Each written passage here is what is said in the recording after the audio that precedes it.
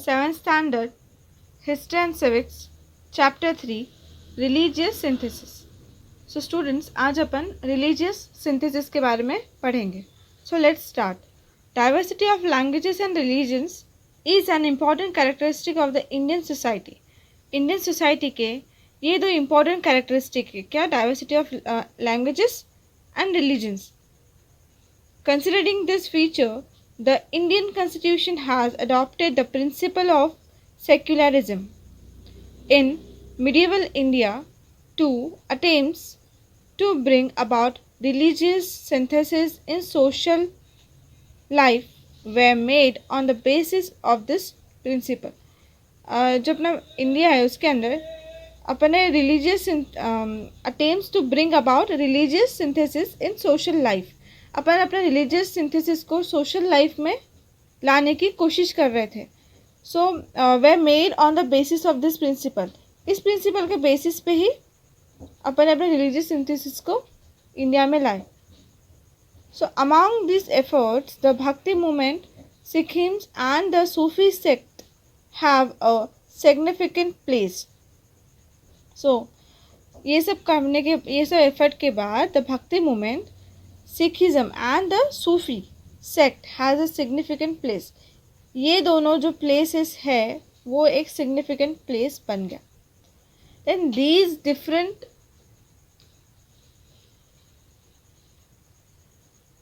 different streams of thought arose in different parts of India.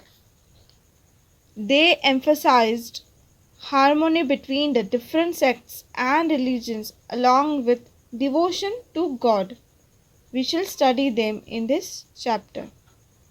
They emphasize harmony between the different sects and religions. इसके अंदर बताया गया कि different sects and religions मतलब ही जो जाति धर्म वगैरह होता है, different जाति धर्म के लोग के बारे में जो difference है उसके बारे में इसमें बताया गया. Along with devotion to God, जो devotion मतलब क्या होता है? भक्ति. गॉड के ऊपर जो भक्ति होती है अपनी, उसके बारे में भी. सो अपन इस चैप्टर में इसी के बारे में पढ़ेंगे. Next paragraph. Initially rituals and Brahman gyan were greatly emphasised in the Indian religious life. So rituals मतलब अपने को पता है क्या होता है. Initially rituals and Brahma gyan were greatly emphasise in the, अपने इंडियन रिलीजन के अंदर रिचुअल्स और ब्रह्म ज्ञान ये ज़्यादा ही इनको एम्फसाइज किया गया है. रिचुअल्स बोले तो रस्म वगैरह जो अपन बोलते हैं हिंदी में. Okay. In the medieval period they gave way to bhakti marg, the path of devotion. भक्ति मार्ग मतलब ये होता है द पाथ ऑफ डिवोशन. इसको इंग्लिश में ये बोलते हैं. डिवोशन मतलब भक्ति. So Bhakti Marg did not give undue importance to hierarchies which further facilitated religious synthesis. In the different regions of India, we find different forms of the path of devotions according to the local situations there. So, India के अलग अलग part में अपन देखते हैं कि अलग अलग rituals होते हैं, अलग अलग डिवोशन पाथ ऑफ डिवोशन है. जैसे अपन देख लेंगे मुस्लिम के अंदर अल्लाह को मानते हैं, हिंदू के अंदर अलग अलग है. जैसे कोई गणेश को मानता है, कोई देवी को मानता है. मतलब सबका पाथ ऑफ डिवोशन अलग है. ठीक है. अकॉर्डिंग टू देयर लोकेशन, उनके लोकेशन के हिसाब से उनका पाथ ऑफ डिवोशन अलग अलग है. So the bhakti movement use the common people's language instead of Sanskrit. तो जो भक्ति मूवमेंट क्या यूज़ करते, जो अपन कॉमन जो अपनी लैंग्वेज होती है हिंदी मराठी, उसको छोड़ के वो लोग कौन सी लैंग्वेज यूज़ करते हैं? Sanskrit. This help the development of regional languages.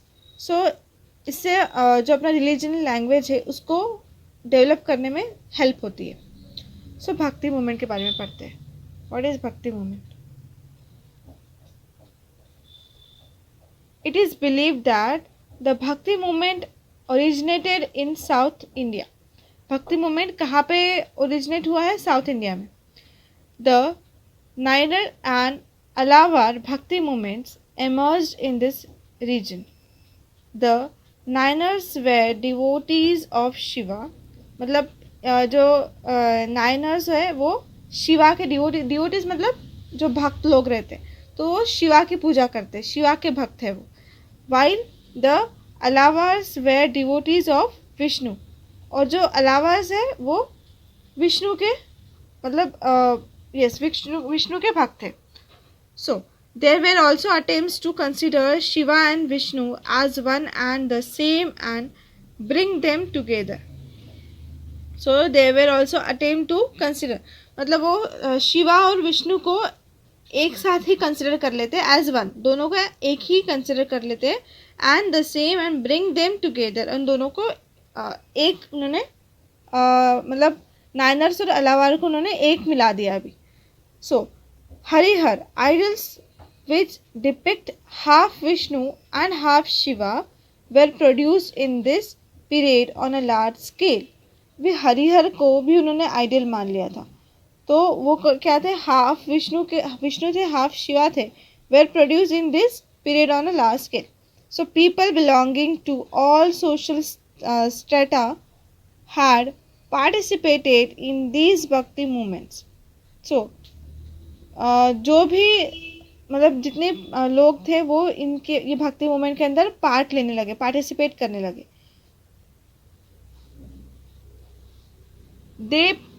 They preach values like love of God, humanity, compassion, mercy and etcetera. So वो लोग क्या करने लगे, लव ऑफ गॉड, ह्यूमैनिटी, इंसानियत वगैरह, ये सबको क्या करने लगे, वैल्यू देने लगे, इस सभी चीज़ों को वो वैल्यू देने, इम्पोर्टेंस देने लगे. So Ramanuja and other acharya strengthen the base of the bhakti movement in south India. So Ramanuja and other acharya लोगों ने क्या किया, ये जो भक्ति मूवमेंट है उसको और स्ट्रॉन्ग करने की उन्होंने स्ट्रॉन्ग किया, उसको स्ट्रॉन्ग करने की कोशिश की. स्ट्रेंथन द बेस, इसका जो बेस है उसको स्ट्रॉन्ग किया. कहाँ पे, साउथ इंडिया में. They told people that God is for all. So उन्होंने बताया लोगों को कि जो भगवान है वो सबके लिए है. God does not discriminate. The teachings of Ramanuja had a great impact in north India also. So उन्होंने बताया कि गॉड कभी भी किसी में भेदभाव नहीं करता, और जो रामानुजन ने बाकी सबको जो सिखाया समझाया वो वहाँ उनका जो इम्पैक्ट था वो नॉर्थ इंडिया में भी पड़ा. उनका इम्पैक्ट साउथ इंडिया में तो था ही, तो नॉर्थ इंडिया में भी उनका इम्पैक्ट दिखा, असर. सो नेक्स्ट है अभी संत रामानंद देखते. संत Ramanand strengthen the bhakti movement in north India. संत रामानंद ने अभी क्या किया, नॉर्थ इंडिया में भक्ति मूवमेंट को और बढ़ावा दिया और उसको strength the. Then Sant Kabir is a well known Sant in the bhakti movement. संत कबीर जाने माने संत थे भक्ति मूवमेंट के अंदर. He did not attach any importance to places of pilgrimage, vratas and और आइडल वर्शिप. सो उन्होंने कोई इम्पोर्टेंस नहीं दी किस को, मतलब कोई व्रत को या फिर आइडल वर्शिप मतलब जो पूजा पाठ होती है उनको उन्होंने कोई इम्पोर्टेंस नहीं दी. For him truth was God. उनके लिए सच ही भगवान था.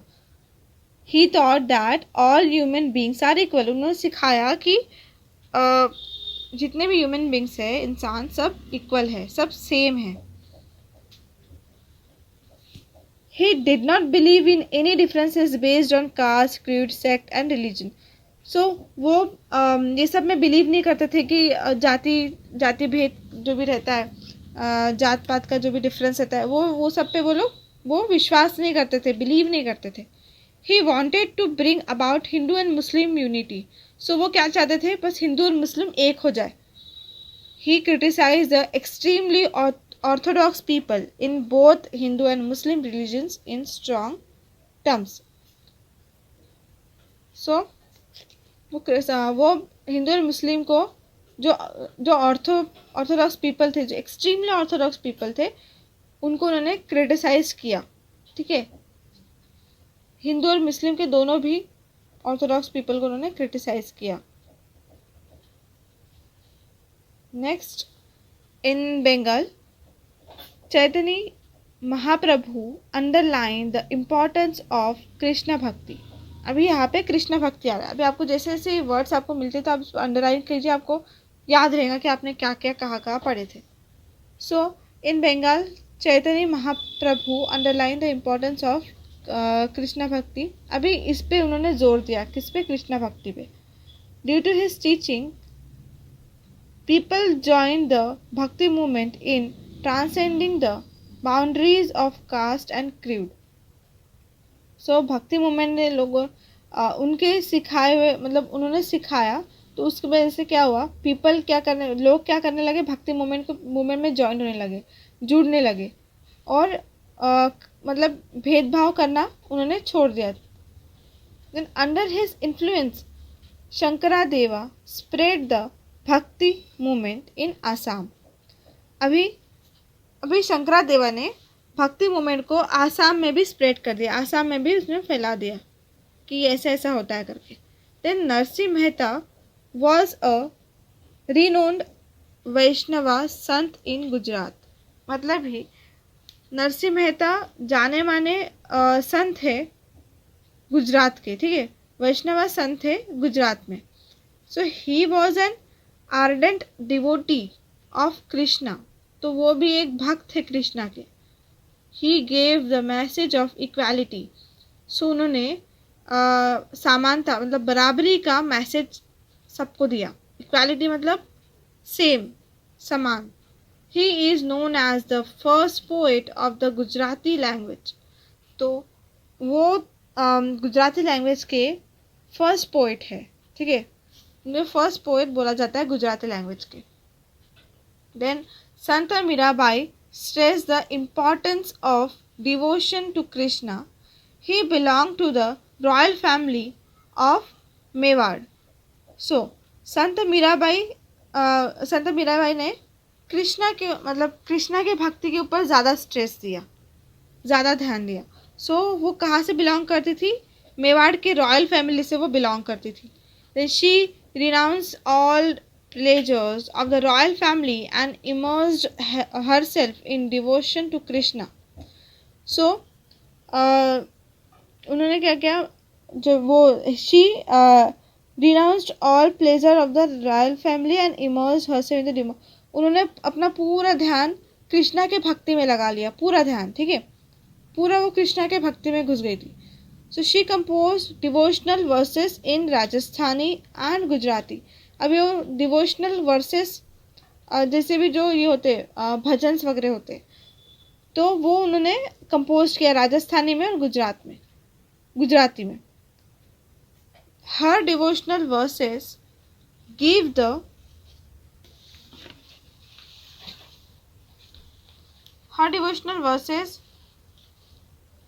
The message to devotion, tolerance and humanity.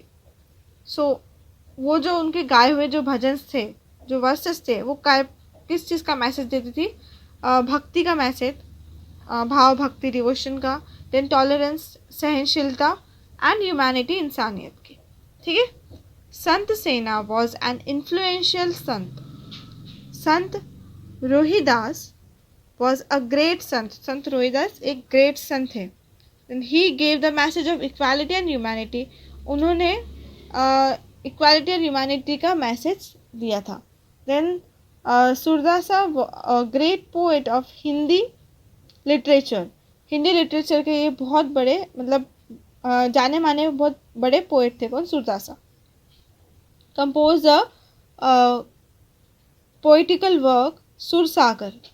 उन्होंने पोइटिकल वर्क मतलब ये एक पोएम जैसा कंपोज किया सुरसागर नाम का। देन डिवोशन टू कृष्णा, इसके अंदर कृष्णा के भक्ति के बारे में था, मतलब कृष्णा भक्ति is the subject in his work. उनके जो ये वर्क था सुरसागर, उनके अंदर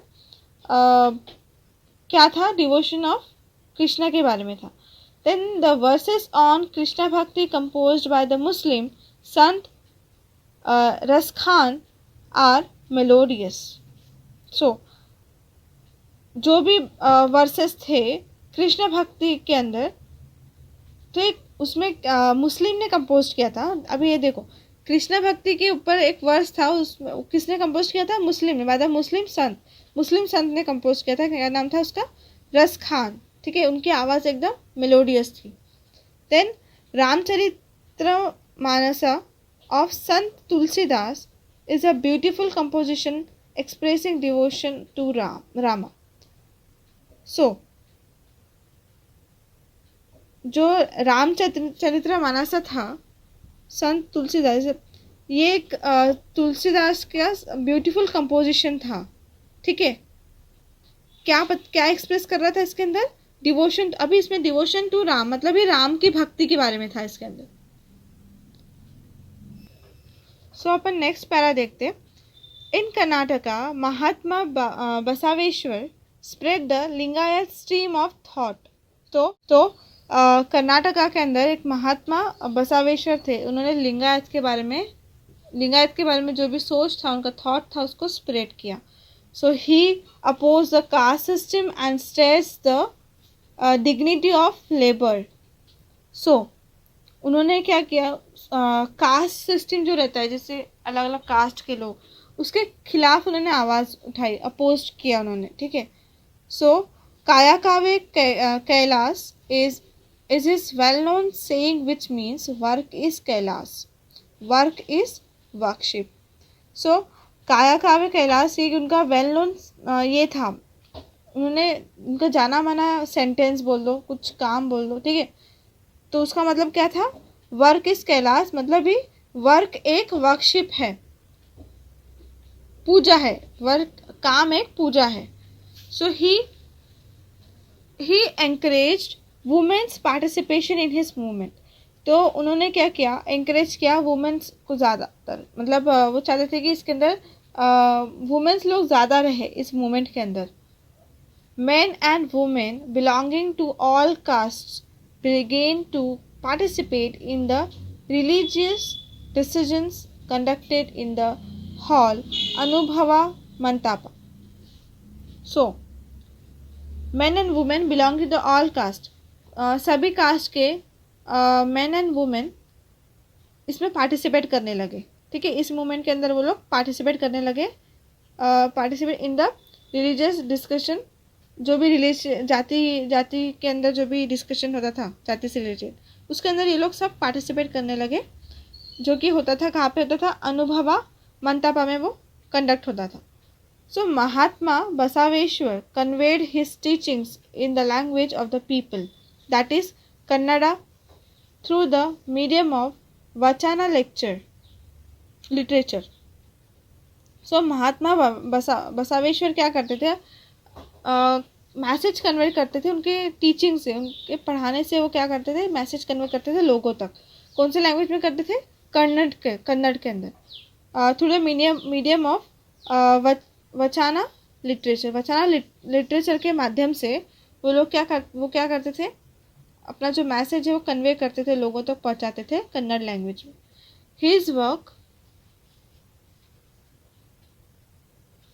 His work had a great impact on society. उन्होंने जो भी काम किया है उसका सोसाइटी के ऊपर बहुत ज़्यादा इम्पैक्ट पड़ा है। His followers has composed their work in Marathi also. उनके जो भी फॉलोअर्स है उन्होंने मराठी में भी कंपोज किया है, उनका जो काम को उन्होंने मराठी में भी कंपोज किया उनके फॉलोअर्स ने। Of these compositions Paramarahasya composed by Manmatha Swami in very well know. So ये जो उन्होंने किसने कंपोज किया है? मनमथ स्वामी ने, जो कि बहुत ही जाने माने स्वामी है। So great sant in Karnataka include Pampa, Purandaradasa and others. They composed many devotional verses in Kannada. तो उन्होंने डिवोशनल भक्ति के जो भी वर्सेस थे, भजन वगैरह, उन्होंने कंपोज किया कन्नड़ लैंग्वेज में। नेक्स्ट पढ़ते हैं महानुभव panth. In the 13th century बता रहे हैं इसके अंदर, Chakradhar Swami founded the Mahanubhav panth in Maharashtra. This sect preaches devotion to Krishna. Shri Govind Prabhu was the guru of Chakradhar Swami. So जो गोविंद प्रभु थे वो चक्रधर स्वामी के गुरु थे. The followers of Chakradhar included men and women belonging to all caste and creed. सो जो भी उनके फॉलोअर्स थे उनके अंदर मैन एंड वुमेन दोनों उनके फॉलोअर्स थे. मैन भी थे वुमेन भी थे, हर कास्ट के. ठीक है, बिलोंगिंग टू ऑल कास्ट, हर जाति के लोग थे उनके followers. So he supported equality, तो उन्होंने सपोर्ट किया इक्वालिटी को. He travelled to all parts of Maharashtra preaching in Marathi. So उन्होंने हर महाराष्ट्र के हर पार्ट में ट्रैवल किया और ये मराठी में समझाने की कोशिश की इक्वालिटी के बारे में. So he preferred Marathi instead of Sanskrit. So वो ज़्यादातर मराठी प्रेफर करते थे संस्कृत से ज़्यादा. This lead to the development of the Marathi language. तो ये ज़्यादा मराठी सब प्रेफर्ड करते थे. तो इसकी वजह से क्या हुआ, फिर बहुत लोग मराठी बोलने लगे, तो मराठी का डेवलपमेंट ज़्यादा हो गया. तब many works were compose in Marathi. तो उसके बाद फिर मराठी के अंदर बहुत सारे काम कंपोज होने लगे. This sect mainly spread in the Vidarbha and Marathwada regions of Maharashtra. So Vidarbha और मराठवाड़ा रीजन्स के अंदर ये जो भी था वो स्प्रेड होने लगा इक्वालिटी के बारे में. Then Riddhipur in Vidarbha is an important place for people to this sect. This sect had reached up to faraway regions like the Punjab and Afghanistan. So ये जो भी उनका था वो जैसे अपना सपोर्ट देने लगे, फैलाने लगे इक्वालिटी के बारे में. सो फिर ये कहाँ तक पहुँच गया, ये पंजाब और अफ़गानिस्तान तक भी उनका जो मैसेज था वो पहुँच गया था. सो गुरु नानक के बारे में देखते हैं. Guru Nanak was the founder of Sikkim and the first Guru of Sikhs. So Guru Nanak founder थे सिक्किम के एंड फर्स्ट सिख लोगों के पहले गुरु थे Guru Nanak. Okay, his work has to be mentioned as a great attempt at religious synthesis. तो उनका जो भी वर्क था was mentioned has to be mentioned as a great attempt. मतलब उन्होंने बहुत अच्छी कोशिश की रिलीजन सिंथेसिस के ऊपर. He visited the holy places of both Hindus and Muslims. Holy places मतलब जो पवित्र places रहते, जो भी पवित्र या फिर जो मंदिर मस्जिद होते उसे बोला जाता है holy places. तो वो कहाँ गए थे, हिंदू और मुस्लिम के जो भी होली प्लेसेस है वहाँ पे उन्होंने विजिट दी.